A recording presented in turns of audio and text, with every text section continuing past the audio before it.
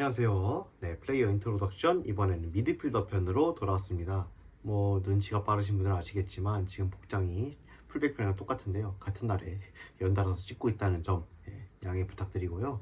바로 첫 번째 주인공부터 빠르게 싹 넘어가 보도록 하겠습니다. 첫 번째 주인공은 인천의 캡틴 5번 이명주 선수입니다.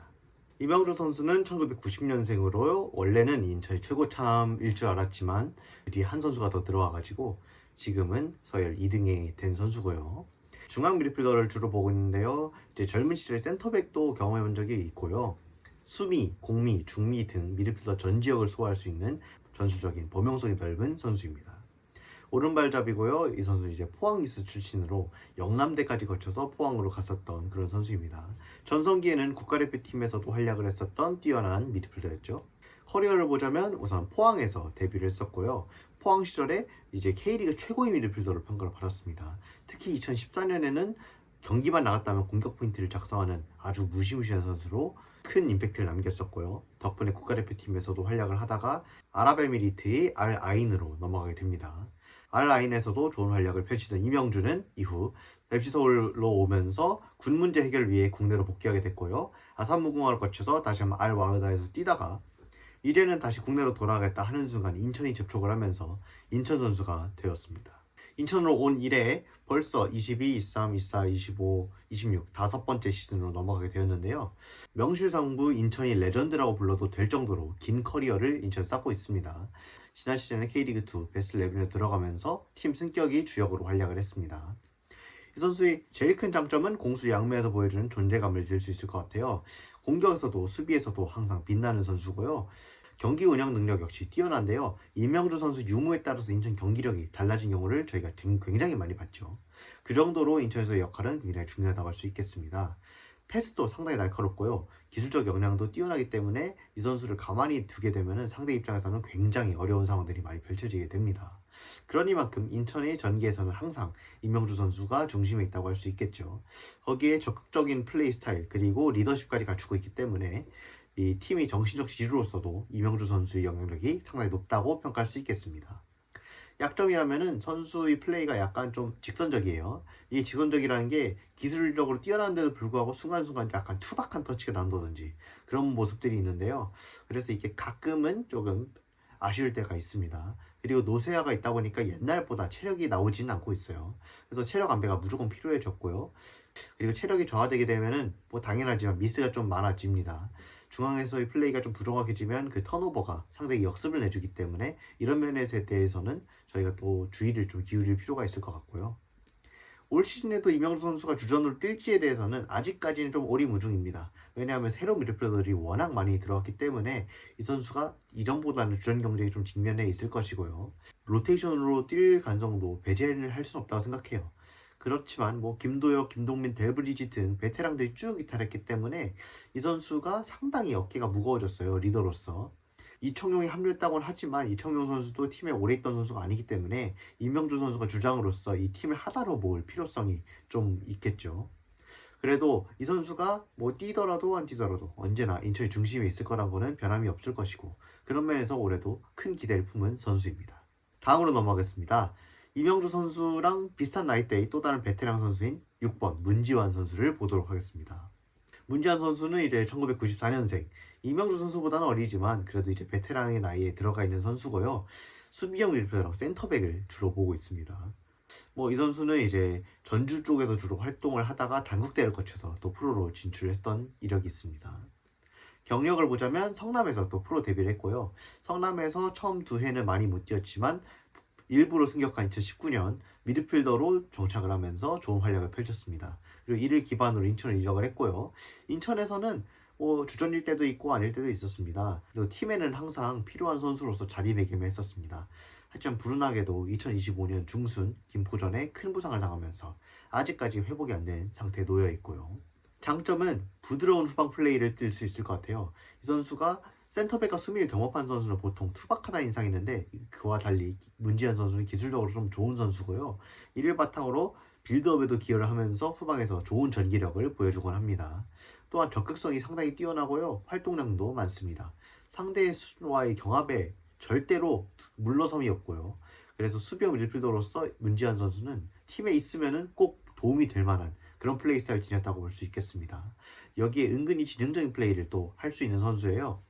문지한 선수가 적극적이면서도 또 머리를 잘 쓰는 선수고 때로는 패스 능력도 보여준다는 게 미드필더로서는 굉장한 이점이거든요. 그래서 제일 폼이 좋을 때는 이 선수야말로 국대에 가야 되는 게 아니냐라는 평이 나왔을 정도로 상당한 메리트를 보여줬습니다. 이에 비해서 단점으로는 플레이가 너무 거칠다는 것도 있습니다. 이 선수가 카드가 있어도 계속 거치게 하는 그런 경향들이 있었고 레드카드로 이어진 적도 있었기 때문에 좀 각별히 주의가 좀 필요한 부분이고요. 그리고 능력이 좀 수비에 좀 치중이 되어 있다 보니까 이 선수 단독으로는 전개라든지 공격 가담 시에 약간의 아쉬움은 있습니다. 공격력이 아예 없다 이런 건 아닌데 네, 수비에 훨씬 더 치중이 되다 보니까 파트너의 역량이 또 필요한 편이고요. 그리고 센터백으로 기용하기에는 은근히 리스크가 있는데요.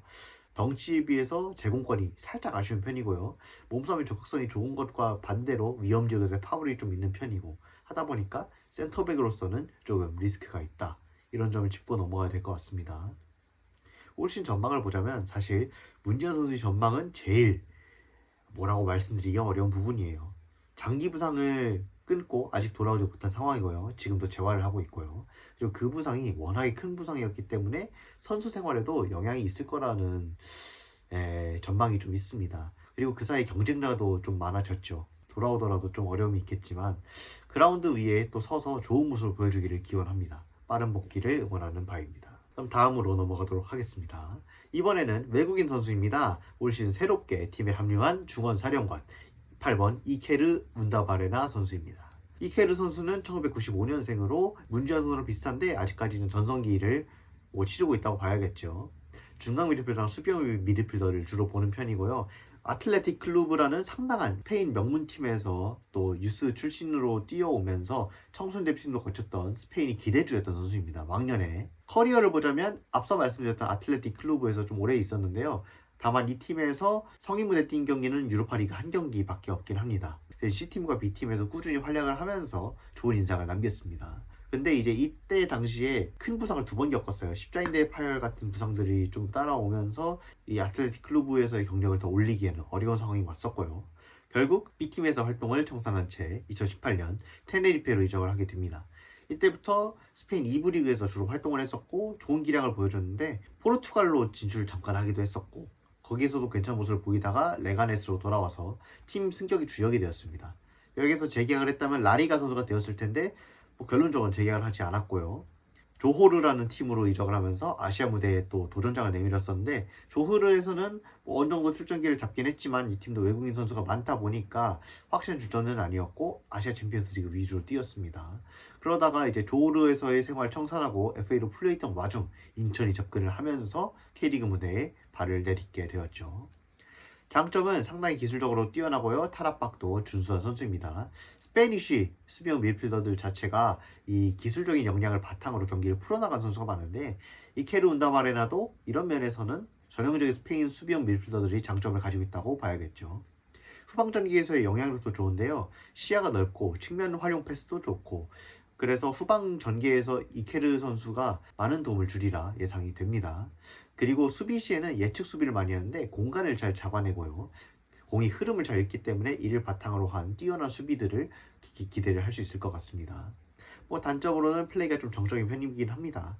이 선수가 막 역동적으로 뛰는 그런 스타일은 아니기 때문에 기동력 면에서 살짝 아쉬움을 내줄 수 있고요. 그리고 슈팅이 조금 부정확해요. 킥력이 나쁜 건 아닌데 슈팅을 좀 난사하는 기질이 있다 보니까 아무래도 그 난사 기질을 조금 내려두는 편이 나은 순간도 있을 것이고요. 그리고 십자인대의 부상 경력이 사실 신체적으로 봤을 때는 리스크가 될 수는 있습니다. 그 후로는 큰 부상이 재발하지 않고 있고 지금까지 뛰고 있긴 한데 다만 이로 인해서 기동력이 좀 내려간 것도 어쩔 수 없는 부분이라고 생각합니다. 올 시즌 전망을 보자면 주전 경쟁이 한 축이 되리라 생각을 합니다. 이케르와 이명주 그리고 서재민 이 세 선수가 주전 자리를 두고 제일 치열하게 경쟁한 선수들일 것 같은데요. 인천이 오랫동안 외국인 영입이 좀 보수적이었거든요. 한국 무대를 이미 거쳤던 선수를 중심으로 많이 영입을 하다 보니까 처음으로 한국 무대에 들어오는 외국인 선수는 또 오랜만이라면 오랜만인데 이 과감하게 선택한 이케르가 성공을 해서 인천에 또 상징의 의미를 줄 수 있으면 좋겠습니다. 그러면 이케르 선수를 넘어가고요. 다시 한번 국내 선수로 넘어가 보도록 하겠습니다. 이번 선수는 마찬가지로 이번 이적 시장에 합류한 15번 서재민 선수입니다. 서재민 선수는 2003년생으로 아직까지도 굉장히 어린 선수죠. 중앙 미드필더를 지금 많이 소화하고 있는데 유망주 때는 2선에서 많이 뛰었었고요. 프로로 오면서 좀 더 수비적인 역할도 수행할 수 있는 선수로 변모하였습니다. 이 선수 같은 경우에는 원래 인천의 최대 라이벌 중에 하나인 FC 서울이 유스 출신이었고요. 또 오산고에서 축구 천재 소리를 들었던 그런 선수입니다.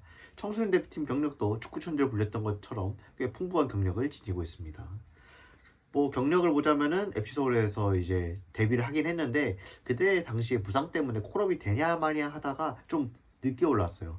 그리고 처음 올랐을 때는 좀 신체적인 약점이라든지 이런 걸 좀 극복을 못해서 데뷔를 못하고 시간을 보냈는데요. 서울 이랜드로 이적을 한 이후부터 본격적으로 잠재력이 폭발하면서 뛰어난 활약을 펼쳤습니다. K리그2 영플레이어상을 받았던 선수이기도 하고요. 이랜드에서의 2시즌을 마친 후 올 시즌부터 인천에서 뛰게 되었습니다. 장점은 상당히 좋은 테크닉과 탈압박 능력을 줄 수 있을 것 같아요.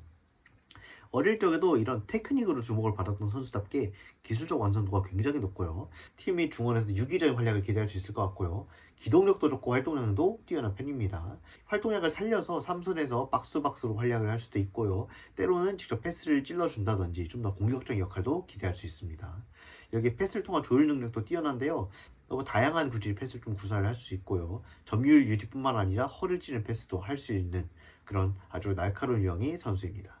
약점으로는 태클 쪽은 좀 투박합니다. 수비적인 부분에서는 아무래도 전문 수비가 아니었기 때문에 좀 의욕이 앞서는 거친 태클들이 종종 있고요. 그리고 기술적 역량은 좋은데 좀 잔터치가 많다고 합니다. 왜냐면 간결하게 하면 쉽게 갈 수 있는 상황에서 터치가 좀 많아지면서 조금 상황이 어려워지는 그런 일들이 가끔은 있습니다. 그리고 신체적으로는 피지컬이 뭐 키나 이렇게 작은 건 아니에요. 비슷한 키도 많으니까. 근데 전반적으로 상대의 몸싸움에 있어서 강점을 지닌 선수는 아니기 때문에 이에 대한 파트너의 보조도 필요할 것으로 보입니다. 전망을 보자면은 이 선수가 주전으로 뛸 가능성은 생각보다 높다고 생각합니다. 아무래도 이케르랑 이명주 선수 둘 다 기동력이 지금으로서는 장점이 아니에요. 그래서 서재민 선수는 기동력이 좋으니까 그런 면을 메워줄 수 있는 좋은 파트너가 될 것 같고요. K리그2에서 수익급 미드필더였기 때문에 이제 K리그1에서도 그 가치를 입증할 때가 되었고요. 주전자를 거머쥐게 된다면 아시안게임 대표팀에 가는 문이 다시 열릴 수도 있기 때문에 올 시즌 좋은 활약을 펼치고 팀도 개인도 다 웃을 수 있는 시즌이 되면 좋겠습니다. 그럼 다음으로는 이제 또 신인 선수로 넘어가도록 하겠습니다. 근데 신인인데 방금 말한 선수보다 나이가 많죠. 55번 오준엽 선수입니다. 오준엽 선수는 2002년생입니다. 주 포지션은 이제 중앙 미드필더 및 공격형 미드필더인데요. 측면에서도 어느 정도 역할을 수행할 수 있는 선수고요. 섀도우 스트라이커 같은 역할도 쓸 수 있는 다재다능함을 지니고 있습니다. 옛날에 이제 대구 쪽에서 많이 활약을 하다가 한양대를 거쳐서 포르투갈 리그에 진출한 적이 있었던 선수입니다. 지금 포르투갈에서 1년 만에 돌아오면서 학년이 좀 밀렸고 한양대 졸업까지 쭉 뛰다 보니까 나이가 좀 많은 신인이 되었죠. 경력은 아까 말씀드렸듯이 포르투갈이 SC 파렌스라는 팀에서 잠깐 뛴 경력이 있는데 이 파렌스에서는 U23 팀에 있었고요. 이때 당시에 부상을 겪으면서 좀 어려움이 있다가 국내로 복귀를 했습니다. 장점은 상당히 킥력이 좋습니다. 프리킥, 페널티킥 가리지 않고 굉장히 좋은데요. 이 선수는 어떤 상황에서도 그 킥력을 일관적으로 보여줄 수 있다는 점에서 메리트가 높습니다. 활동량도 높고 적극성도 있어요. 상대랑 부딪혀 주려는 그런 의지들도 있고 공수 전환 시 빠르게 내려와가지고 수비에 가담하려는 노력을 보여주기도 하는 등 개인적으로 경기 임한 태도를 좀 좋게 봤습니다. 그리고 오프 더 볼도 날카로운 편이라서 침투할 때 이 선수가 득점을 노리는 움직임들을 보여줄 때가 상당히 인상적이었습니다. 약점은 상대적으로 수비력은 좀 부족한 편입니다. 수비적인 역할보다는 공격적인 역할을 많이 맡았는데 프로 무대에서는 어쩔 수 없이 수비적인 역할을 좀 더 수행을 해야 되기 때문에 좀 더 끌어올려야 될 부분이라 생각을 하고요. 그리고 대부분 2선 내지는 좀 공격적인 역할을 많이 맡다 보니까 후방에서의 플레이 경험이 아직은 좀 부족한 편입니다. 그래서 3선으로서의 플레이, 후방 전개에 대해서는 좀 더 능숙해지면 좋을 것 같고요. 그러다 보니까 아직까지는 플레이 안정감은 조금 아쉬운 부분도 있어요. 연차가 좀 쌓이다 보면은 자연스레 안정감이 생기지 않을까 그런 기대를 품어봅니다. 올 시즌 전망을 보자면은 아무래도 신인으로서는 나이가 많은 편이에요. 다소 늦은 나이에 프로로 또 오게 되었는데요. 하지만 가진 재능이 결코 부족하다고 생각하지 않습니다. 이 선수를 영입을 했다는 것은 팀도 어느 정도 기대를 갖고 그리고 좀만 보완하면은 경기에도 투입할 수 있는 수준이라고 생각을 해서 영입을 했을 거라고 생각해요. 그래서 2026년에는 즉시 전력감으로서의 활약을 또 보여주기를 바랍니다. 이제 마지막 선수입니다. 지난 시즌 여름에 합류를 해가지고 팀의 승격에 큰 도움을 줬던 선수죠. 승격 청부사 정원진 선수입니다. 정원진 선수는 이제 1994년생으로 문지현 선수랑 또 동갑이고요. 중앙 미드필더를 지금 많이 뛰고 있는데 더 젊을 때는 이 선에서 많이 뛰었었고요. 오른발잡이 선수로 역시 포항유스 출신인데요. 인천이 포항유스 출신이 요즘 꽤 많아졌기 때문에 그중에 하나라고 보시면 될 것 같습니다. 경력으로 보면은 역시 포항유스 출신답게 포항에서 프로 데뷔를 했었고요. 경남으로 임대를 갔다가 거기서 대박을 쳤습니다. 그로 인해서 큰 기대를 받았지만 포항 복귀 후에는 약간 애매한 모습이었습니다. 그 뒤 서울로 이적을 했는데 서울에서도 막 마침표를 찍지 못하는 모습이었고요. 경남 시절의 고점을 좀 회복하지 못하는 모습이었는데 부산 이적 이후에 좀 기량이 다시 올라오면서 팀이 주축으로 활약을 했습니다. 그 뒤 FA로 성남으로 이적을 했습니다. 하지만 성남에서는 뭐 포지션 문제도 있었고 이런저런 고생을 하면서 활약이 좀 잘 나오지 않았는데 2025년 여름 미드필더가 부족했던 인천에 합류를 했고요. 여기에서 좋은 활약을 펼치면서 주전으로 또 올라서게 됩니다. 미드필더가 부족했던 인천을 잘 메꿔주면서 승격에도 큰 영향을 줬던 선수가 되었죠. 장점은 이 선수 역시 킥력이 굉장히 뛰어납니다. 특히 중거리 슛이 빨래줄 같이 날아가는데 이게 제대로 걸리면은 작년 성남전에 보여준 골처럼 정말 멋진 장면을 연출하곤 합니다. 그리고 이 선수는 후방에서의 포지셔닝이 좋습니다. 후방에 어느 위치에 공이 올지 이해를 하고 움직이면서 후방 전개를 좀 부드럽게 풀 수 있도록 도와주고요. 그런 면에서 가치가 좀 높다고 생각합니다. 후방에서부터 공을 쭉 끌고 올라오는 전개에 많은 역할을 해줄 수 있다고 봅니다. 그리고 활동량이 또 왕성해요. 이 선수가 이미지는 좀 공을 예쁘게 차려고 할 것 같은 그런 이미지지만 실장을 까보면 활동량도 많고요. 스프린트도 열심히 뜁니다. 그런 면에서 약간 반전이 매력이 있는 선수라고 할 수 있겠습니다. 약점으로는 이 선수가 두루두루 능하긴 하고 여러 역할을 맡아왔지만 꼭 다재다능하다고 보기에는 애매한 부분도 있습니다. 약간 엑조디아형 미드필더라고 하죠. 주변에 보조가 있어야 최선의 활약이 나오는. 이 선수도 약간 주변이 보조가 있을 때 최고의 기량이 나오기 때문에 팀이 주인공이 되기 위해서는 좀 많은 준비가 필요하다고 볼 수 있겠습니다. 그리고 정원진 선수가 안정감이 좀 떨어져요. 후방 수비 스킬이 그렇게 좋은 편 아니고 뭐 막 경험이 뛰어난 편도 아니고 기술은 괜찮은데 압박이 오면은 살짝 허우적대는 경향도 있어가지고 그런 면에서 안정감은 좀 떨어진다고 생각합니다. 그리고 일관성 역시 기복이 좀 있는 편이기 때문에 이런 부분들을 좀 주의를 해서 기용하면은 좋은 활약을 펼칠 수 있는 선수라고 생각을 하고요. 올 시즌 전망을 보자면 작년 후반기에는 주전이었지만 문지한 선수의 부상이라든지 이런저런 것들이 좀 겹쳐 있었던 상황을 감안을 해야 되고요. 올 시즌에는 좀 로테이션을 밀려날 가능성이 높긴 합니다. 하지만 재능은 분명하다고 생각합니다. 그리고 언제나 노력하면서 팀에 헌신하려는 태도를 가지고 있는 선수이기 때문에 시즌 중간에 언제든지 중간 경쟁 구도에 도전할 수 있다고 생각합니다.